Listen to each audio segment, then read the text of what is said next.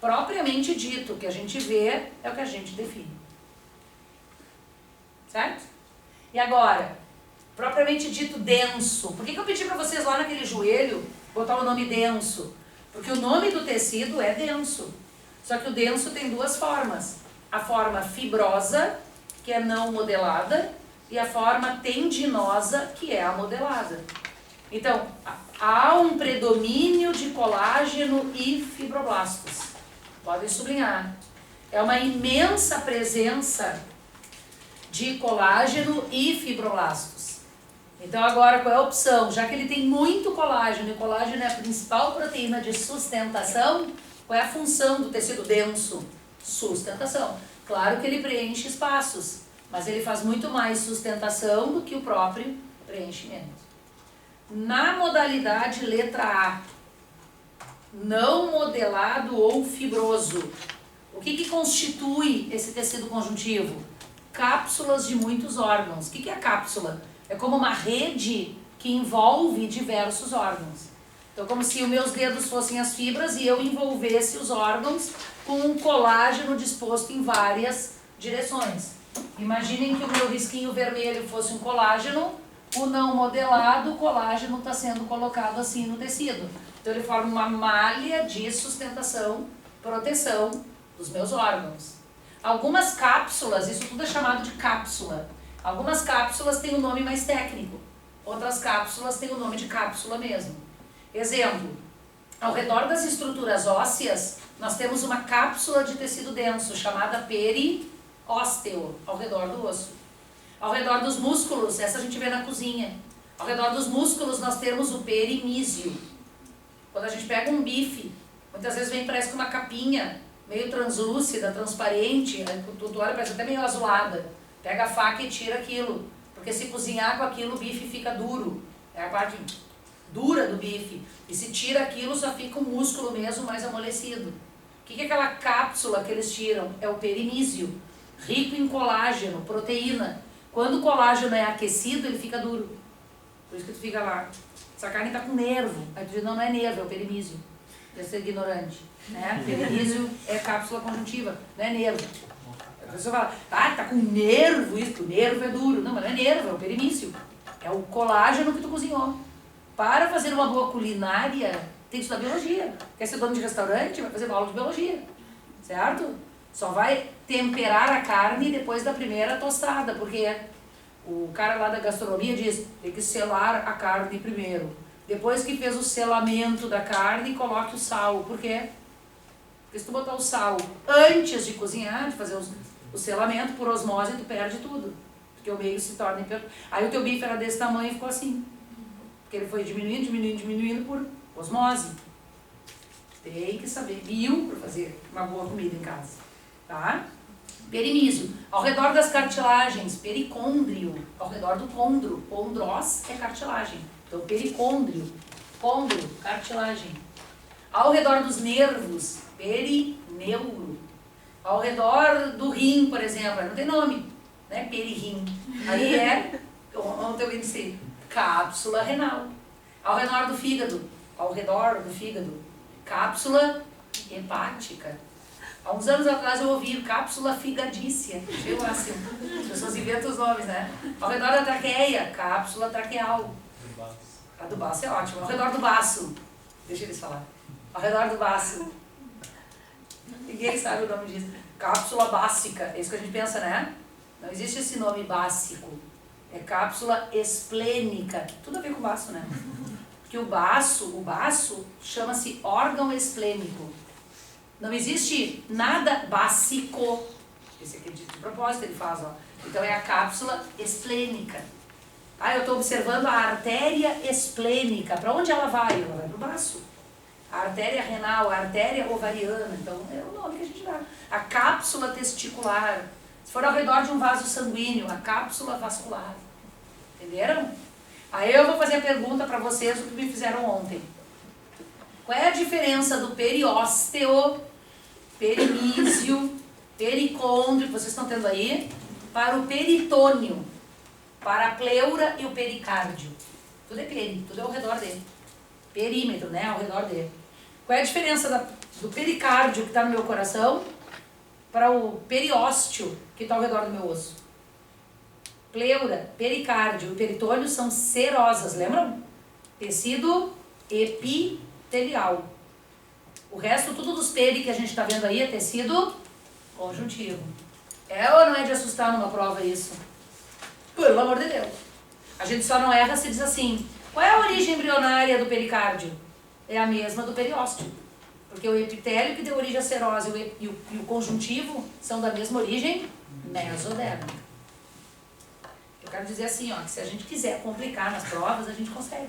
Só isso que eu quis dar com esse detalhe. Ontem achei brilhante, não me lembro quem, na turma, fez assim, Lu, e a diferença para o peritônio? Ou para a pleura? Uma coisa, ela perguntou uma das serosas. Eu digo, brilhante a colocação, brilhante pergunta.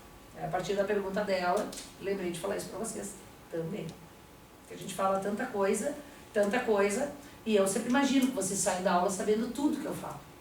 Então, né, saber que serosa é de epitélio, isso é muito trivial, todo mundo lembra. Imagina até o anatomista bota o nome igual para tanta coisa, que é para não confundir ninguém, né?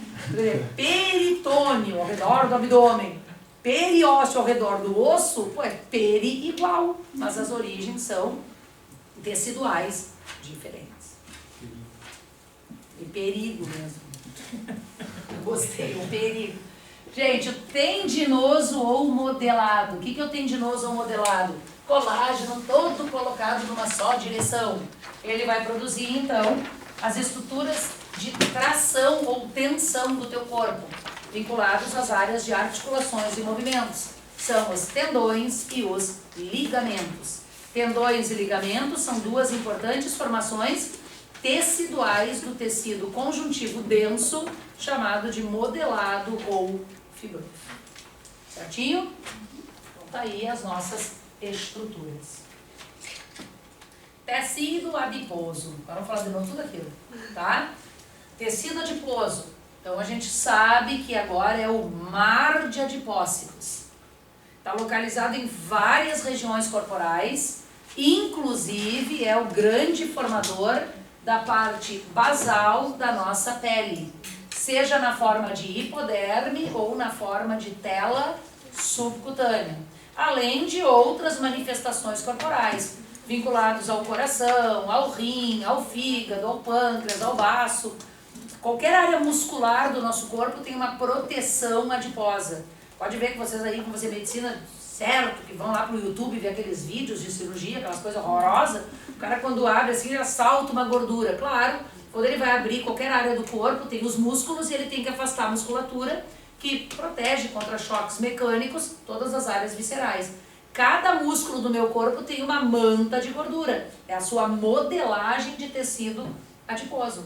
Esse tecido adiposo, além de nutrir com energia essas áreas musculares, ainda vai fazer um importante trabalho hormonal, ainda vai fazer o amortecimento de pancadas, tanto na pele quanto em outras áreas do nosso organismo. Então nós temos muita manifestação adiposa porque existe um trabalho de proteção, tanto mecânico quanto químico.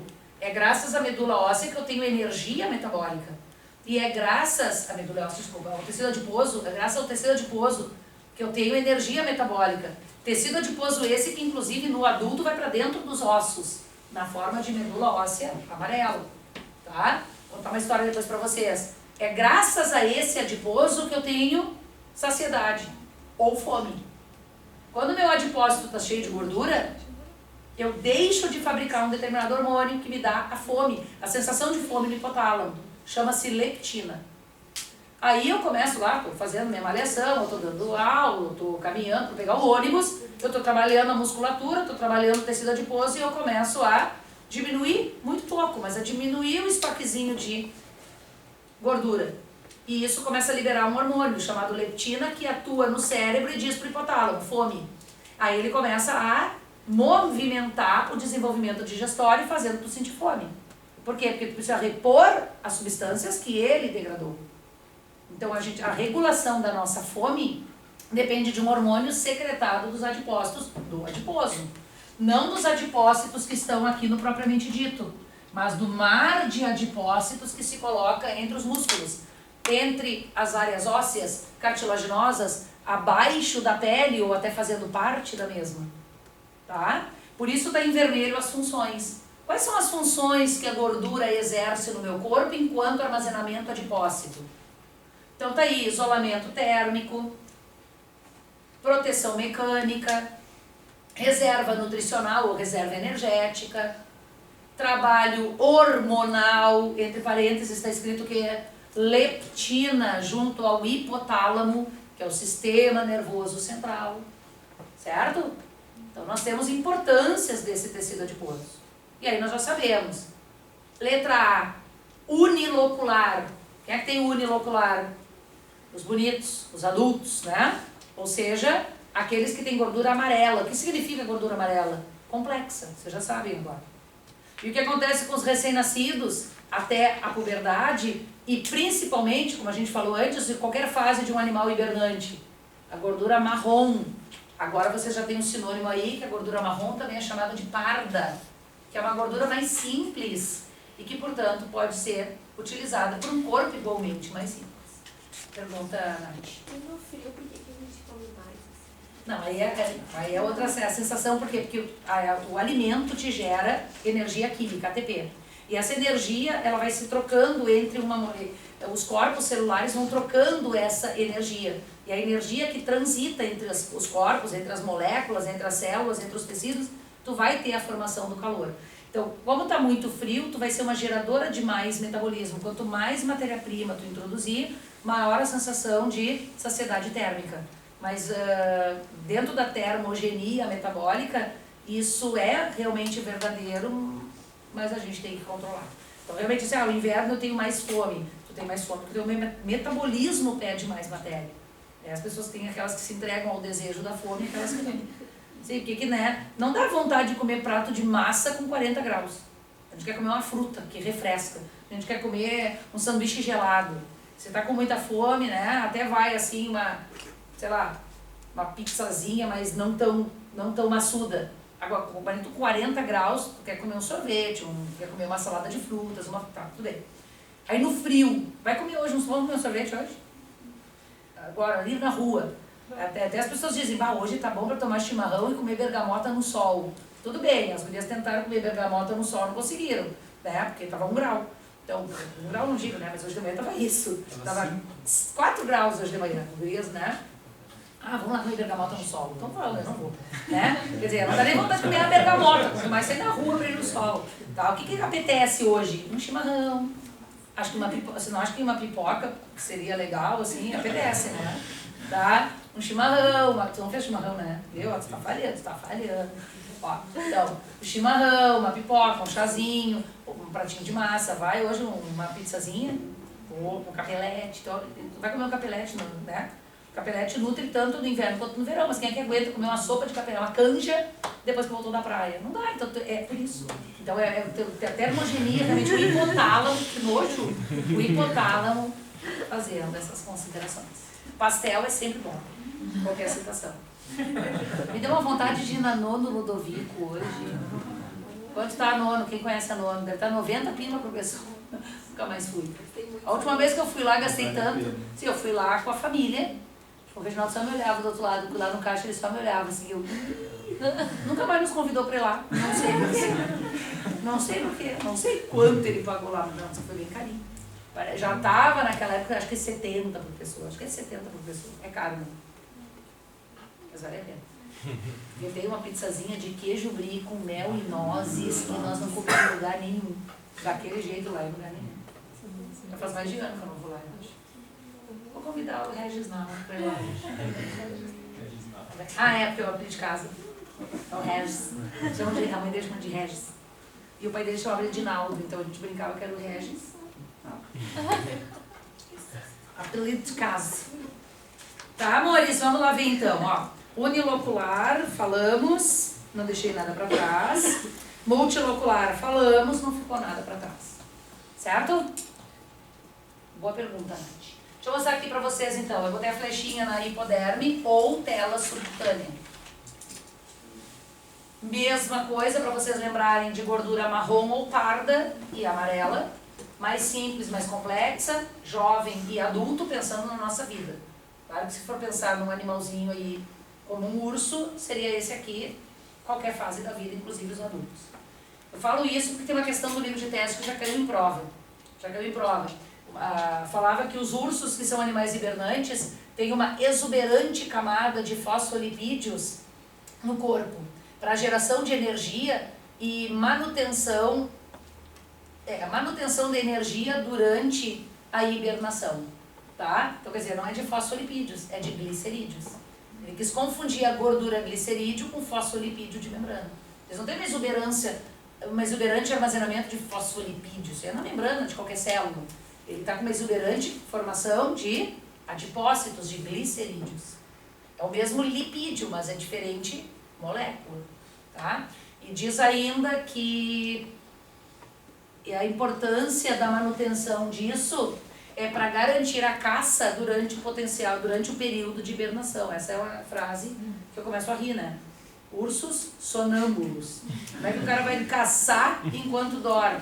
Então diz que ele tem aí sim, exuberante presença de gordura parda, marrom, em adipócitos multiloculares para garantir o período de caça, para garantir a caça durante o período de hibernação. Então aí o cara, qual é o problema daí que o aluno bota verdadeiro?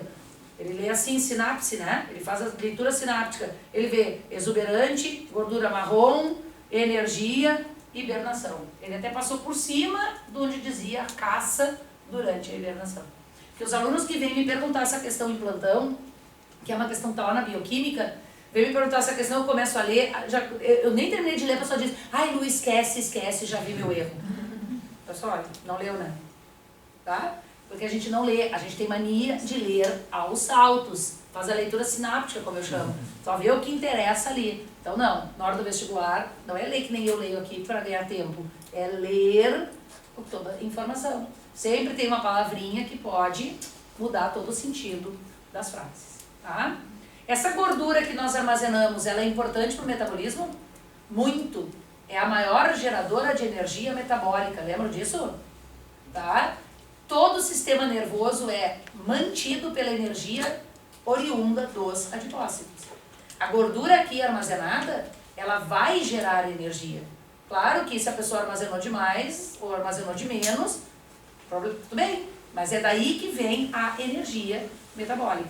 Então ela é muito importante. A URGS em 2011 trouxe para nós uma questão de lipoaspiração e ela comenta então nessa questão sobre a gordura retirada. Uma pessoa se submeteu a uma cirurgia de lipoaspiração para a remoção de 700 ml de gordura. Ponto. Sobre a gordura retirada, teve aluno que ficou sobre a lipoaspiração. Aí queria achar lá que a lipoaspiração é legal, porque modela o corpo, a pessoa tem que ser feliz. O cara achou que era isso na prova, tá? Não era sobre a lipoaspiração, era sobre a gordura retirada. Resposta dada pela Federal, que é a resposta mais maravilhosa do mundo. A gordura retirada produz muito mais energia em reações de oxidação se comparadas à glicose. Quem mais gera energia no corpo? Ácido graxo. Ela gera muito mais energia em reações de oxidação se comparadas à glicose. Certo? Dizia uma alternativa que eu acho o máximo também. A gordura retirada, ela fica, quando dentro do corpo, armazenada dentro de hepatócitos. Onde é que a gente guarda a gordura? No adiposo. O adiposo está dentro dos hepatócitos? Não. Né? A gordura está no tecido adiposo. O que são hepatócitos? Células do fígado. O que a gente guarda nas células do fígado? Glicogênio. Glicose. Eu achava um item também bem interessante. Vocês conhecem essa questão? Nunca viram essa questão? Ela é mais antiguinha, 2011.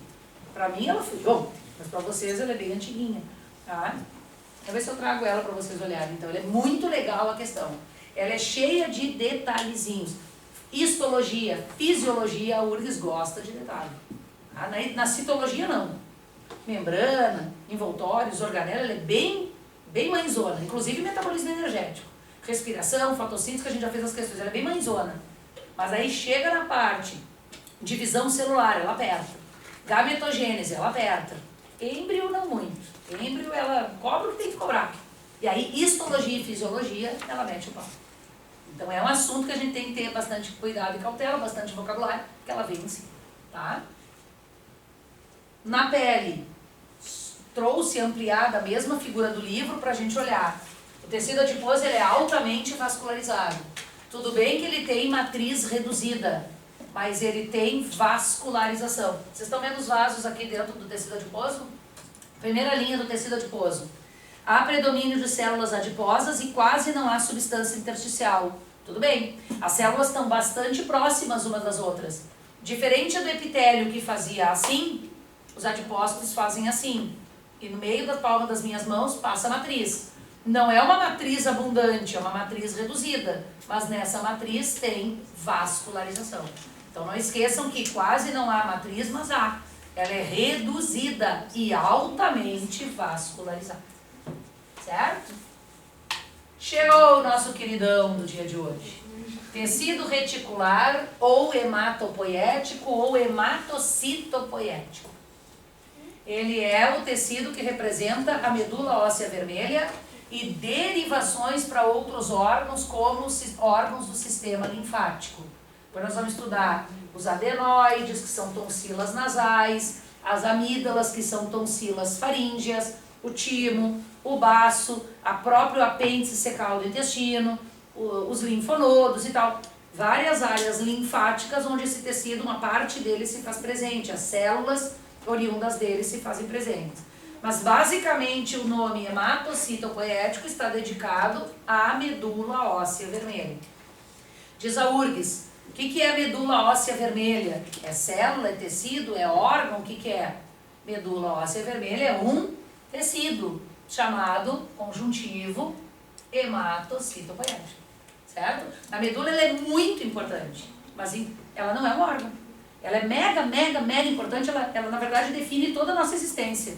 Ela e o hipotálamo, eu acho que são os dois setores mais importantes do corpo para manter a gente vivo, em termos aí de base metabólica. Só que o hipotálamo é um órgão do sistema nervoso central e a medula é um tecido vinculado, então, às estruturas metabólicas. É um tecido dividido em duas regiões, a via mieloide e a via linfóide. A via mieloide alimenta o sangue através da fabricação de precursores das hemácias, das plaquetas e de leucócitos. Dentro da via mieloide, nós vamos encontrar 3 precursores: os eritroblastos, os leucoblastos e os megacariócitos. A página que vocês estão, meu Deus do céu. Tá? Então ali na página 13, é formado por inúmeras fibras reticulares. Isso aí não importa muito. Também denominado tecido conjuntivo hematopoético, porque produz células do sangue. Ocorre nos gânglios linfáticos, tonsilas, baço, timo e medula óssea vermelha. Podem sublinhar que essa é campeã de prova. O hematopoético é a medula óssea vermelha. Está formado pelos tipos linfóide e mieloide. Tecido conjuntivo hematopoético mieloide. Formador de hemácias, alguns leucócitos e plaquetas ou trombócitos. Precursor é o mieloblasto ou célula hematopoética mieloide. Estão vendo que eu estou lendo lá embaixo do retângulo? Observação, que eu estou falando aqui. Para gerar hemácia, plaqueta e leucócito, ele gera os precursores. Então, quem é o precursor da hemácia? O eritroblasto. Quem é o precursor da plaqueta? O megacariócito. Quem é o precursor dos leucócitos? Quem é o jovem leucócito? Leucoblastos. Tá? E aí nós vamos ter uma caracterização de alguns glóbulos que são produzidos aqui desse lado. Tecido linfóide. Formador dos leucócitos agranulócitos. Precursor é o linfoblasto ou célula hematopoética linfóide. Leucoblasto é o precursor para dar origem aos agranulócitos linfócitos, dendríticas e NKs. Certo? Então vamos fazer o outro desenho agora. Vocês viram por que essa célula hematopoética ela é multipotente? E essa não pode ser chamada de oligopotente, porque olha a quantidade de definição que tem aí. Só pelo número de círculos e linhas que eu botei, vocês se dão conta que tem aí uma quantidade enorme de diversificações. Então eu vou apagar tudo porque o quadro fica pequeno para o que a gente tem que descrever. Círculo central, que não é bem círculo, né? O que é isso aí? Uma elipse. Como é que é o nome dessa figura aí? Um ovo. Tá? Esse geóide abaulado nos polos. Então, vamos lá. Célula hematopoética. Todo mundo sabe que ela é uma célula tronco, já vimos, adulta. Só que essa aqui não tem firula. Essa aqui é 100% multipotente. Não pode ser escrita como oligo, porque ela tem uma série de diferenciações. Primeiro ramo de diferenciação delas. Células precursoras que a gente leu. O precursor mieloblasto, ou célula precursora mieloide. E a célula precursora linfoblasto, ou linfóide. Mieloblasto ainda se diversifica em 3. O eritroblasto, o megacariócito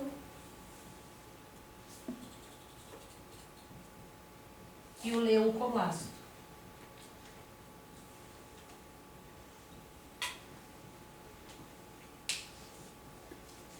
O eritroblasto amadurece e vira uma hemácia. O megacariócito se fragmenta e dá origem a plaquetas.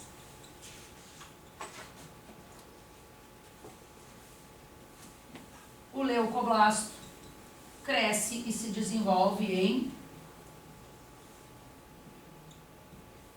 leucócitos, dos quais nós teremos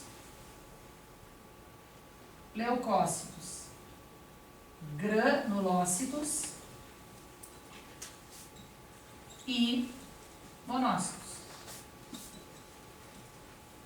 Uma linha, granulócitos, depois quem são os granulócitos? Está na outra página. E monócitos.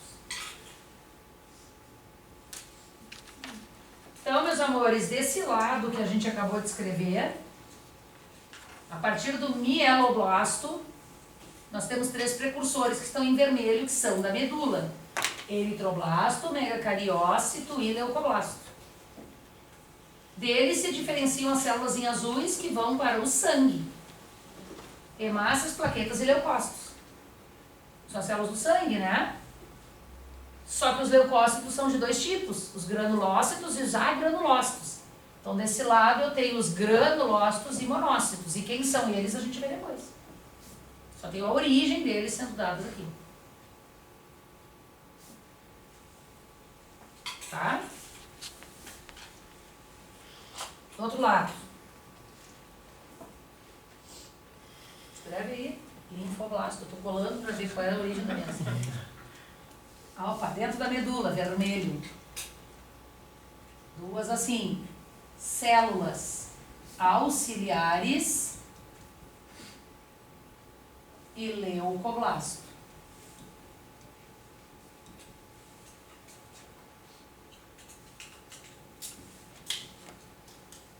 Das células auxiliares, formamos 3 diferenciações.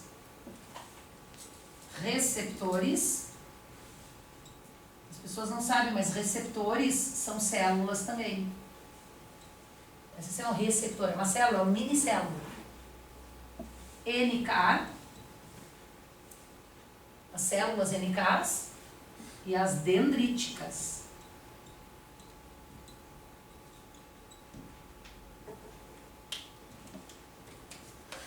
Do leucoblasto, só botei uma, né? É porque eu podia ter separado aqui, às vezes eu separo e não. Linfócitos. O leucoblasto desse lado se diferencia em linfócitos. 2 tipos de linfócitos. o T e o B. Primeiro o B, depois o T. Na flechinha, o B. Sem flechinha, o T. Esse cara ainda se diferencia em plasmócitos. Está escrito ali na linhazinha. E nós vamos construir, não que eu tenha me esquecido, mas as pessoas ficam, né? Ah, mas não tem o T4 e o T8? Eu disse, tem, mas aqui não é preciso botar. Não, mas não tem o T4 e o T8? Todo mundo pergunta. Então a gente já sabe, existe dois tipos de linfócitos T, que é o T4 e o T8, que são subdivisões desse T. Né? São tipos diferentes desse T. Já bota aí, que daí já vê. Tá? Eu não botei porque achei que era informações demais, mas sobrou um espacinho. Então, ontem o pessoal perguntou, quarta-feira também. Então, quarta-feira perguntou. Então, podem botar. Terça-feira também. Tranquilo? Vocês entendem por que a hematopoética não pode ser oligopotente? Porque ela produziu 1, 2, 3, 4, 5, 6, 7, que deu origem a 8, 9, 10, 11, 12, 13, tá isso aqui, 12, 13, 14, 15. Aqui tem 3 mais 1. Certo? O que eu botei de cor diferente? Eu botei de cor diferente aquelas células que vocês têm nas linhazinhas, as células todas que estão nessa representação em azul, essas não são muito importantes nesse momento, mas todas essas que estão na linhazinha são aquelas que vão para o sangue, além de poder constituir linfa. Deste lado, vocês estão alimentando o sangue. E uma vez enviada para o sangue, é certo que vai ficar só no sangue? Depende da célula. A hemácia enviada para o sangue vai para algum lugar? Não. Só vai e morre. O que acontece com a hemorragia quando a hemácia sai do sangue? Se tu não estancar, tu morre. Então vamos dizer assim, de modo natural. Porque a gente tem que fechar um vaso sanguíneo, porque perde muito glóbulo vermelho para fora do sangue, e aí tu acaba tendo deficiência de oxigenação. A hemácia enviada para o sangue fica só no sangue. Se sair do sangue, dá problema. A plaqueta enviada para o sangue é só no sangue. Se sair, dá problema. Os leucócitos enviados ao sangue por diapedese poderão sair do sangue. Então, o único que poderá sair do sangue são aqueles que sofrerão diapedese. Então, tu alimenta o sangue e, às vezes, outros tecidos por diapedese. Desse lado, quem é que eu alimento desse lado? O sangue e a linfa. Linfa é fácil, né? Ninguém erra nada de linfa, né? Quais são os glóbulos brancos da linfa? Tudo que tem linfe no nome. Linfóides, linfócitos. A linfa, ela é um tecido que, assim como o sangue, vai ter um plasma e os elementos figurados. Só que os elementos serão somente linfócitos e seus auxiliares. Agora nós vamos entender na imunologia quem é quem dentro de toda essa prerrogativa aí.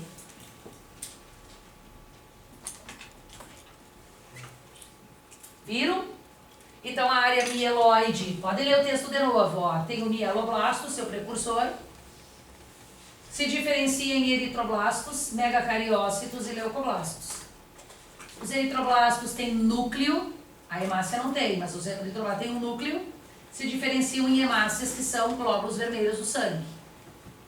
O megacariócito, por fragmentação, dá origem às plaquetas. E os leucoblastos amadurecem leucócitos e diferenciam-se em granulócitos, neutrófilo, basófilo, acidófilo, a gente vai ver, e monócitos.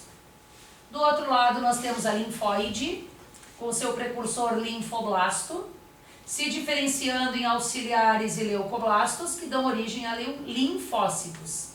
Linfócitos B, produtores de anticorpos, assim como plasmócitos, e os linfócitos T, entre o T4, chamado CD4, e o T8, chamado CD8, além de ser guarnecido por receptores, dendríticas, células, MKs e receptores.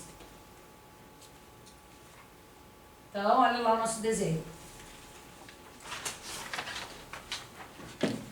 Célula hematopoética. Se diversificou, já que ela é uma multipotente, em precursor mieloide e precursor linfóide. O precursor mieloide deu origem a quem? Ao eritroblasto, que cresceu hemácia, aos leucoblastos, que deram origem a monócitos, eosinófilos, basófilos e neutrófilos, e ainda ao megacariócito, que se fragmentou em plaquetas. Na boa, prefiro muito mais o meu. Essa bagunça aí desse autor. Não, tá bonito o espaço que ele achou. Agora vamos pro linfóide, que eu prefiro muito mais o meu também. Olha lá o linfóide.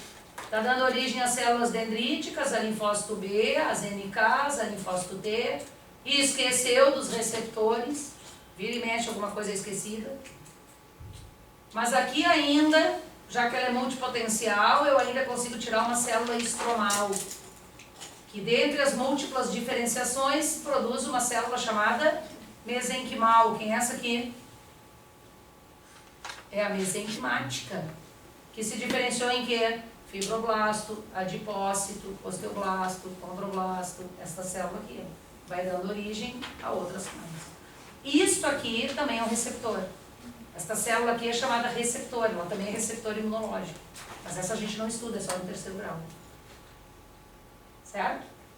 Vamos lá. A medula óssea é o modelo mais estudado de célula-tronco, adulta, hematopoética. É ela ali. Que dá origem às progenitoras das famílias do sangue, a primeira, junto com a segunda, e do sistema imunológico, só a segunda. Então eles escrevem assim na prova, e tu tem que suprimir os esquemas que tu fez. A medula óssea tem a célula mais famosa, hemato, tronco adulta, multipotente. Ela dá origem aos precursores do sangue, as duas são do sangue, e ainda do sistema imunológico, só assim. Por isso que esse tecido está dentro dos ossos, os dois, né, dentro dos ossos, e esse aqui, além de estar dentro da medula óssea vermelha dos ossos, ela ainda é encontrada em alguns órgãos linfáticos, porque os órgãos linfáticos prestam serviço ao sistema de defesa. Vamos lá então para o tecido conjuntivo sanguíneo, que é o nosso último de hoje. Mas tem bastante coisa até ele terminar, tá? Vamos fazer a última, ufa! Não, tem 10 minutos, eu vou usar 11. 10 e meio. Tecido conjuntivo sanguíneo. Sangue é um tecido especial, que as pessoas dizem que ele tem um plasma, que é, entre aspas, líquido, porque é fluido, e os elementos figurados, que são as células, que são, então, a parte mais densa desse tecido. Como nós estamos vendo, a medula óssea vermelha preparou as células desse tecido sanguíneo. Quem são as células do sangue? Hemácias, plaquetas e leucócitos. Olha que tri, né? Só que os leucócitos, vamos combinar, né? É um mar de muitas diferenciações. Tem leucócito do tipo granulócito, agranulócito, cada um com uma função. Então, tá aqui. Nosso sangue, ele é formado por uma parte plasma, onde nós temos água, minerais, proteína, aminoácido, glicerol, ácido graxo, blá blá blá. Estão vendo aí? E uma parte mais sólida, mais densa, que são os elementos figurados. Então, o plasma é, na verdade, a matriz, e os elementos figurados são as células. Só mudou de nome porque ele tem, os pesquisadores têm um fascínio por esse tecido. Todo tecido conjuntivo tem células mergulhadas numa matriz. O sangue tem células mergulhadas numa matriz. Só que agora as células começaram a ser chamadas elementos figurados e a matriz começou a ganhar o nome de plasma. Só isso. Tá? Então aqui estão os nossos elementos figurados. As hemácias. Eritrocitos. Tá ali, ó. Eritroblasto amadurece o quê? Eritrocito. Mesmo que hemácia, mesmo que glóbulo vermelho. Células anucleadas, bicôncavas, redução do citoplasma para o preenchimento com hemoglobina, pigmento respiratório que tem a capacidade de se ligar com gases como o oxigênio e o gás carbônico para promover trocas gasosas, as chamadas hematoses. Então lá no nosso livro está escrito assim, e vocês só vão botar o sinônimo. Provém dos eritroblastos nucleados e atuam nas trocas gasosas. São células anucleadas, com proteassomos inativos. Lembra desses proteassomos? Os aniquiladores de príons. O eritroblasto tem, o eritrócito não tem. Com núcleo e proteassomo. Sem núcleo e proteassomo. Sem, né? Desprovidos das duas coisas. Qual é a conclusão que a gente chega? A ativação do proteassomo deve estar na comunicação nuclear. Que quando perde um, perde o outro. Isso é um baita projeto de pós-doutorado. Um dia, se alguém quiser, tá? É o tipo de assunto que eles gostam pro doutorado e pós-doutorado. Qualquer um pode fazer. Até médico pode fazer. Isso que eu quero dizer. Tá? Biólogos fazem uns montes. Médicos podem fazer se quiser. Tá? Um baita legal, né? Porque as pessoas não sabem. O proteassomo, ele pode nos curar de um monte de coisa. Os príons, né? E ninguém nunca estudou essa comunicação. Mas a conclusão que a ciência chega até o momento, até onde se foi, que deve haver um comando nuclear. Mas são 82 enzimas. Tem que estar afim de estudar, né? Vai começar hoje e vai terminar com 90 anos, eu acho. Infelizmente a ciência é assim, né? Por isso que ninguém nunca fez hoje. Tem a forma bicôncava e apresenta hemoglobina como pigmento respiratório. Onde diz atuam nas trocas gasosas, sublinhem por gentileza e escrevam ali hematoses. Hematose, digamos que é o nome técnico, né? É o nome chique para as trocas gasosas. A gente é chique, a gente fala de modo mais chique. Retângulo da página 16. Quais são as associações gasosas que a hemoglobina tem? Quando ela se liga com oxigênio, ela forma oxihemoglobina. A gente vai melhorar esse estudo na parte do respiratório. Quando ela se junta com gás carbônico, ela forma carbohemoglobina. Este gás carbônico aí, só vou lembrá-los, é 1/3 do gás carbônico que veio do ciclo de Krebs. Estão lembrados daquele gás carbônico? 1/3 do gás carbônico do Krebs, aquele que é liberado primeiro no piruvato, está se ligando com essa hemoglobina. Isso aí é 1/3. O restante vai para o plasma sanguíneo. Essa é a informação, tá? Carbohemoglobina. E quando ele se liga com monóxido de carbono, forma a carboxihemoglobina, que é tóxica. Por quê? Porque é um composto estável. Liga e não desliga mais. O que aconteceu com a nossa mitocôndria lá dentro da Botkiss? Por que os caras morreram lá em 1 minuto, 1 minuto e meio? Que houve um bloqueio do citocromo A3, graças à presença de cianeto. Lembra? Estava no simulado. Eu sei que oxidado, reduzido, é uma bosta aquilo ali, né? Lembra que eu fiz essa questão? Porque impede que o elétron seja passado do A3 para o oxigênio oxidado.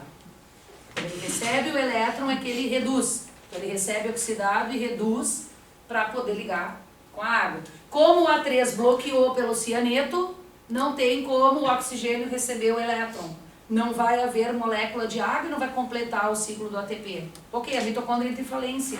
E a gente morre por paralisação da respiração mitocondrial. Mas também na Botkiss houve a liberação de monóxido de carbono, inutilizando as hemácias do sangue em questão de minutos. E a gente tem a paralisação da respiração sistêmica. Então o crime que aconteceu dentro da Botkiss foi que nós tivemos o bloqueio dos 2 setores respiratórios. O sistêmico pulmonar pela hemoglobina estabilizada em monóxido e o mitocondrial estabilizado pelo cianeto. Teve um duplo choque respiratório. Por isso que as primeiras vítimas morreram em 1 minuto e meio, segundo a perícia. E teve gente que estava lá fora e morreu depois, intoxicado pelo mesmo cianeto. Então aqui nós temos o monóxido, que torna tóxica a ligação, porque ela estabiliza. Tudo que estabiliza gera problemas metabólicos.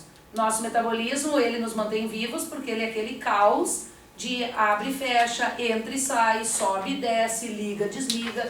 Quanto mais instáveis nossos sistemas moleculares, mais equilibrados e vivos nos mantemos. Então, dentro do retângulo, as 2 primeiras linhas é tudo ótimo, estamos vivos. A última linha, podemos chegar a ter problemas. Se aspirar muito, provavelmente entra em colapso. No caso da Kisa, o negócio era fechado, e um cubículo, né? Acho que a boate era o tamanho dessa sala, sei lá, né? Mas era um negócio, um cubículozinho, não tinha nem janela, uma porta só, ainda toda trancada. As pessoas começaram a inalar aquilo tudo. A única, a gente diz assim, a única questão que a gente diz que a gente não sofre mais do que já sofremos olhando tudo aquilo é que pelo menos não é uma morte dolorosa.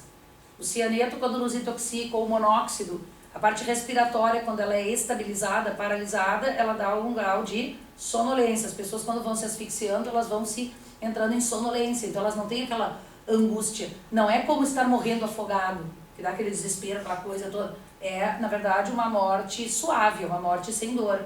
Né? Pelo menos isso, as pessoas desmaiam e não sabem mais o que está acontecendo. Tá? Então, Andi. Então, o último composto é importante, eles falam muito dos queimadores de gases, eles falam muito, enfim, do monóxido dos ônibus, dos caminhões, essas combustões incompletas que a gente tem, tudo intoxica. Só que uma coisa é tu ter ar disponível, outra coisa é tu estar fechado sem ar disponível, tá? Glóbulos brancos ou leucócitos. Provém de leucoblastos e atuam na defesa do organismo. Isso é bem genérico, né? Provém de leucoblasto, tem leucoblasto aqui, tem leucoblasto aqui. E tudo é defesa. Então agora a gente só olha. Eles podem ser agranulócitos e granulócitos. Aí eu botei já nos parênteses quem são eles, mas eu prefiro olhar para essa figura. Quem são os granulócitos, que aqui estão chamados granulares? Eosinófilo, que fagocita larvas, lembra? Neutrófilos, rapidinho na fagocitose. E os basófilos, que têm a mesma função do mastócito.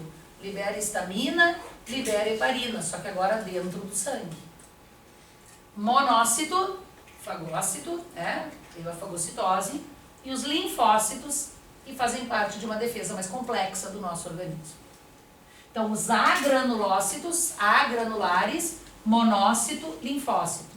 Eu coloquei monócito barra macrófago, linfócito barra plasmócito, quando ele for o B. E os granulócitos. Como é que eu, Luciana, chamo esses granulócitos? Neutrófilo, acidófilo, basófilo. Ou neutrófilo, eosinófilo, basófilo. Esses caras aqui têm essa sigla representativa, tá? Porque eles são de 3 tipos básicos.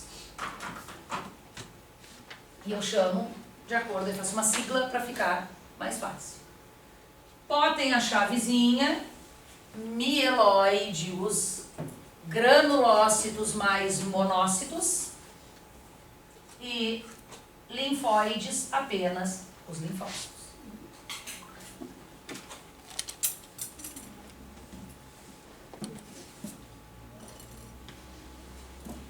Em cima dos desenhos, preparando para a semana que vem. Qual é a função do eosinófilo? Ele tem ações físicas, como a fagocitose, e ele tem ações químicas. Então, nós sabemos que ele é um glóbulo de ação físico-química. Já o neutrófilo, fagocitose é o que mesmo? Estava escrito lá atrás, eu me esqueci lá no macrófago. Físico, né? Mecânico é físico. Então, fagocitose é uma resposta física. Não precisa botar lá em cima, né? Bota aqui na flechinha. Basófilo, produz histamina e heparina. O que é isso? Químico, só moléculas, né? Químico. Monócitos. O que faz o monócito? Químico, né? Físico. Tá? Fagocitose, físico. E o que faz os linfócitos? Participando de uma resposta mais complexa de defesa do meu corpo. O que é mais complexo? Dentro do metabolismo. Não tô falando dentro da prova, tá? Eu sei que física do Enem é horrível. Tá? Não, tô falando assim, dentro do meu metabolismo. O que é o mais complexo? Químico. Então, respostas químicas. Tudo que for resposta física quer dizer fagocitose. Respostas químicas tem a ver com proteínas. Mas na semana que vem nós vamos descrever bonitinho as funções, terminar o tecido sanguíneo, falando aí das plaquetas com a coagulação, e aí passando para os outros 2 conjuntivos, para adentrar aos outros tecidos, como o muscular. Certo? Então é isso. Uma boa noite para vocês, bom final de semana. Quem for viajar para Santa Catarina, desculpa aí, uma boa viagem e até quinta-feira que vem. Nem fecha o livro. É aberto mesmo. Nem tá cansado. Tchau. Teclado tudo bom. Estou estudando teclado. Não vai ser. Vai ver com a tua pineal, que isso aí não vai ser.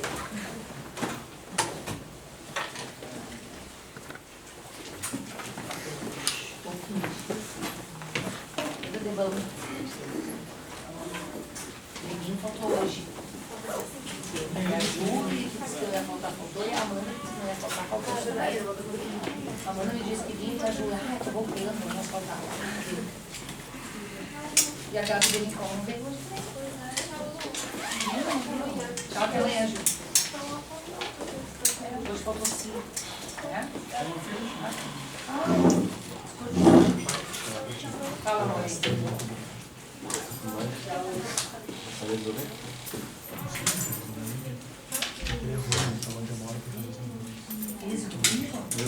Não, isso é, nós já deixamos isso pronto, porque nós vamos explicar aqui. Tchau, gurias, até amanhã. Olha só, ação física, por quê? Ação química, por quê? Não, nós já deixamos prontos para explicar. Então, na semana que vem, nós vamos entender o que são essas físicas. Sim.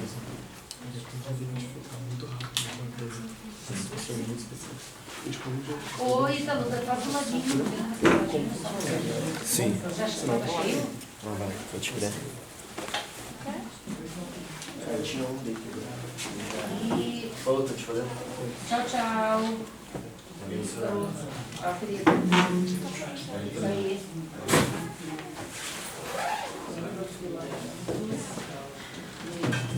Argentina, doce de esqueleto.